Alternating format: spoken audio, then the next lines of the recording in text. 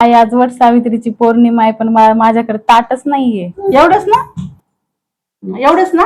हा बघ माझ्याकडे मग मी नाहीये. हे तुला वट सावित्रीची पूजा करण्यासाठी गिफ्ट देते. वाव, छान आहे ना? आवडलं बघ, आता नंतर खोलू ना. बर बर.